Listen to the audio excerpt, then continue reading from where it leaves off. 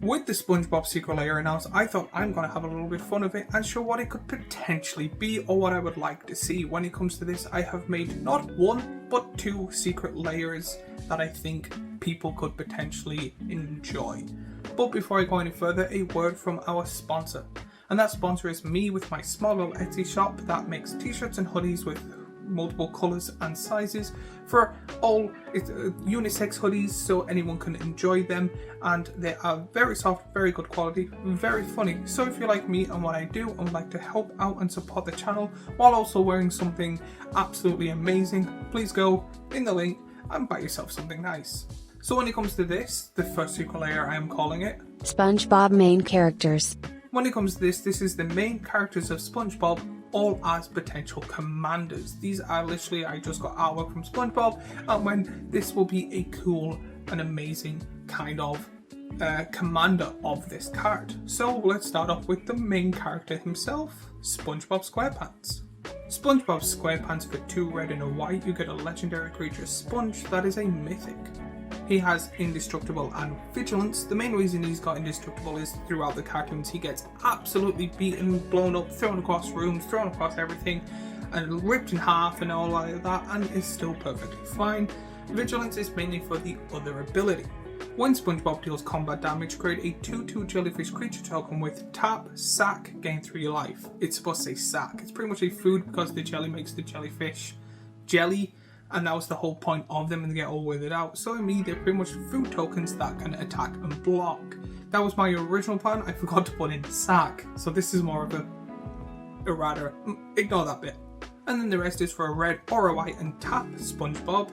Sacrifice a jellyfish and deal damage equal to its power to any target. So pretty much SpongeBob flings a jellyfish at you. And then SpongeBob is a 2/2.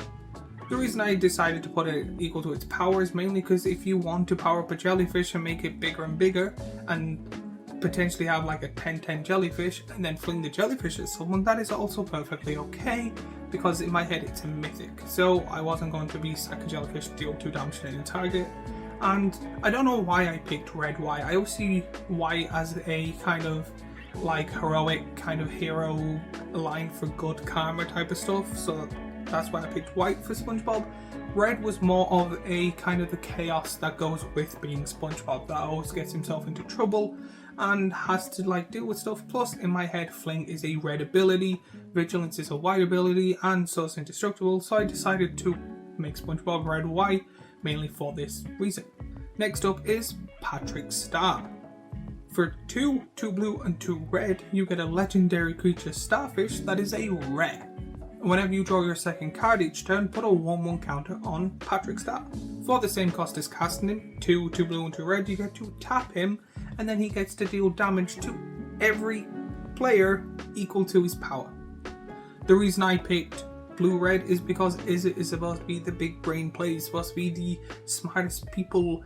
It's always like the geniuses, the kind of scientists and stuff like that, and Patrick's far from it, so I thought it would be a funny thing, especially because there is an episode where he does become a genius. I didn't really know how to put a kind of 1/1 counters on him, because I knew for a fact I wanted to put a ridiculous mana cost on something that does ridiculously stupid. So drawing a second card each turn is how to power him up, and I do find it that it hits everyone, because the whole thing of Patrick sometimes being smart and then realizing that he's not hits everyone. So it's a high risk, high reward commander. You power him up, you try and make sure you have the most health, and then pop everyone at once, which seems to be a very Patrick thing to do. And now we're on to Squidward Tentacles. For 2 and a hybrid mana of black and blue, you get a legendary creature, Squid. That is a rare. Then for a blue or a black, you get to draw a card, discard a card, and then switch the power and toughness of Squidward. And then 3 and a black, you get to return a card from your graveyard back to your hand. Now the main reason I decided to do all this is because Squidward's miserable and dark and stuff like that, and that's why I thought blue black would go perfect for him. The draw a card, discard a card, kind of his mood swings. One minute he's like great friends with SpongeBob and Patrick and like playing along with them. Next minute he like doesn't like them at all. And also, he's the character that I've seen with the most changes. He's looked really skinny, he's looked absolutely beautiful. So it's kind of like, I was thinking of kind of making different variations of him, kind of like the blue-black plains or a legendary creature that can become other creatures. Cannot remember his name for the life of me right now. And then I thought, because he keeps coming back and back and back, that returning cards from your graveyard back to your hand is kind of not cool ability. So yeah, that's the main reason. He's a great defender and also a great attacker, depending on if you want to use the first ability or not. Now, personally, my favourite card I've made out of this is Sandy Cheeks. For 2 and a green, you get a legendary creature squirrel that is a rare. Sandy Cheeks gets +1/+1 for each squirrel you control. When Sandy Cheeks enters the battlefield, you get a token enchantment aura that's attached to Sandy and has totem armor, and she is a 1/1. The reason I absolutely love this is usually squirrels give other squirrels +1/+1, but I'm like, since she's alone and feeling lonely, that if she ever met other squirrels, it'll make her feel more powerful, so she gets more and more powerful. Plus I pictured this Sandy that's like really buff and scary, so I'm like, that could potentially be her growing and growing and growing. Plus, since there's Sandy in her little dome thing and then her out of her little dome thing, I thought the little spacesuit thing she'll wear would be cool. So when it enters, she gets her little totem armor, where if you hit her, she ends up just losing the armor, which would then make it'll be cool if the card had, you know, those art things that's like one thing on one side and then the other, they have her in the armor or not, depending on if she has her totem armor or not. Then, personally, in my opinion, the hardest one to make was Mr. Krabs. For 2 blue, red, and a green, you get a legendary creature crab that is a rare. Now, this has a new ability that I haven't seen that I've kind of put on, so again, stick with me here. Tap 2, sacrifice another creature, get money tokens equal to that creature's power.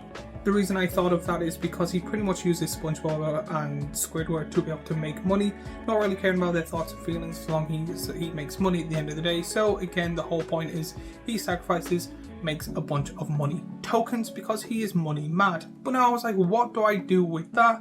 And then I was looking at magic cards and picked and found the white card of the person that has, if there's an ability, it is on another creature. That creature also gains that ability as well. So I decided, why won't he spend that money to make himself better, more powerful, bigger business and stuff like that? So that's what I did. If you sacrifice 2 money tokens, you're then able to buy Ward 1, Reach or Haste. Now when I do this, I mean you sacrifice 2 money and pick 1. But if you sacrifice another 2 money, you get to pick the second and then third. And then if you spend 4 money, you get one of these 3 abilities, being First Strike, Flying or Haste. They cost more because they're more powerful. Then if you spend 6 money, you get a choice of Double Strike, Lifelink or Trample.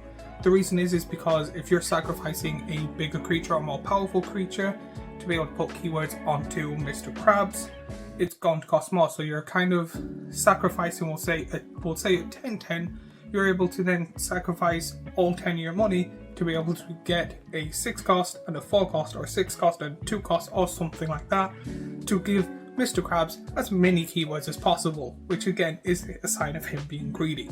And then with all them cards, I decided that I will do a secret card that will be at the back, that if there was a secret layer for it, they wouldn't know until they bought it, which would be a character called Plankton. For double X, black and a green, you get a legendary creature, Plankton, that is a rare. When Plankton enters the battlefield, create X 1/1 black-green creature tokens called Plankton's Family. Foiled again, sack any amount of Plankton's Family. All creatures other than Plankton gets -X/-X. The whole reason I thought of this was that episode where Plankton has a huge massive family and eventually wins, but then loses at the end. I was like, that's a cool reference to put as a card. The whole point is, you play this, you get a bunch of tokens, you have a large army of 1/1s, again, which makes you win. But in emergencies, where all his family left him, you go, okay, I need a board wipe, so I'm going to sack a load of these. Everything other than Plankton survives. That's kind of cool. Plus it has a lot of synergy of like sacking stuff to be able to make Plankton stronger depending on how you build the deck. I really enjoyed this. Again, if there was any cards you would have made a legendary commander for, show me what you would have made in the comments down below. But now we're going on to the second secret layer I made, which is called Lost Treasures of Bikini Bottom. When it comes to these, I'm actually kind of a big fan, but I also don't like them of, here is a card, but this is the real card of it. So when it comes to these, I've gotten actual magic cards that are all in the actual secret layer thing of it, would be actual artifact cards that are just references or items from SpongeBob, but are actually real Magic the Gathering cards. So for example, the first one being the jellyfish net as Shadow Spit. For 1, you get a legendary artifact equipment that is a rare. Equipped creature gets +1/+1 and has trample and lifelink. For 1, permanents your opponent's controller's hexproof and indestructible end of turn and has 2 to equip. I put that as the jellyfish net because I was like, that's kind of the closest thing to a spear I could think of. Can you see where I'm going with this now? And then we have chocolate as Amulet of Vigor. For 1, you get a artifact that is a rare. Whenever a permanent you control enters tapped, untap it, and then I have at the bottom, what are you selling? What are you selling? Chocolate? And I'm just again using this as a reference. The reason I picked Amulet of Vigor is, again, the whole point is them lying and going, chocolate makes you young forever. And then I seen this and went, yeah, it's close enough to what I'm thinking of it, like if a creature enters and it's tapped or a permanent enters and it's tapped, it's not as useful as it used to be. But with chocolate, it is now ready to attack, fight, be untapped. So I was like, nah, it's close enough. This is for fun, it's not serious. And then we had one that made me really laugh, which was Patrick's ID as Vexing Puzzle Box. For 3, you get an artifact that is a mythic.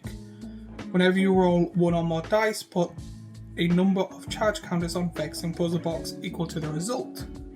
Tap it, add 1 mana of any colour, roll a d20. Tap, remove 100 charge counters from Vexing Puzzle Box, search your library for an artifact card, put it on the battlefield and shuffle. The main reason I picked this was because Vexing Puzzle Box is supposed to be confusing and vexing, and that whole scene is confusing and vexing. Him going, is this your card? And him going, no, no, no, or him going, yes, no, is the numbers jumping up and down being put onto the thing, and then at the end, you get the artifact you want, which is him getting his ID back. It was stupid, funny, silly, I enjoyed it. And then, again, I always give out about this, but because it is a secret layer, I can picture them doing it and putting the Krabby Patty as a soul ring. For 1, you get an artifact that is a rare. Tap, add 2 colorless mana. And then at the bottom, it just says him doing the whole thing where the burger's coming closer, going ding, da blah, ding, zap, do, blah, blah, blah, blah, blah, blah. So I do think that was a funny reference as a soul ring. And then I decided, I did think it would be a funny reference to do as a soul ring, because of course the main card in Magic is going to be kind of the main thing in SpongeBob. But then the secret card. When it comes to the secret card, I 100% cannot put any value that I put in. I was talking to my best friend about this, saying that I want to do this as a video, and they went, don't get for SpongeBob, but if this is a card, I'm going to fall in love. And I went, yes, can I use that idea? They said sure. So when it comes to this, the final card is not an artifact card. The secret card is not an artifact card. It is I Lost Something Once as a counter spell. For 2 blue, you get an instant that is a rare counter dagger spell.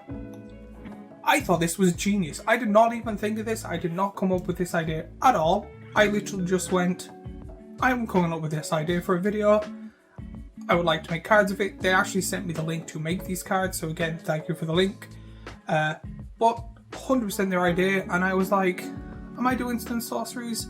But I didn't want to make 2 or 3 or 4 secret layers. I was like, 2 is enough for this entire video. And they came up with that card and I went, yeah, that's genius, can I steal it? They said yes, so I'm happy with all of these as a result. I don't think at all, if I even get one card right, I'll be shocked. My closest bet would be the Krabby Patty being a Soul Ring, but that's just me. I'm not probably going to buy the SpongeBob Secret Lair, but also with how ridiculous it could potentially be, there is that slim chance of me of wanting it and potentially buying it. So I'm not going to say I'm not.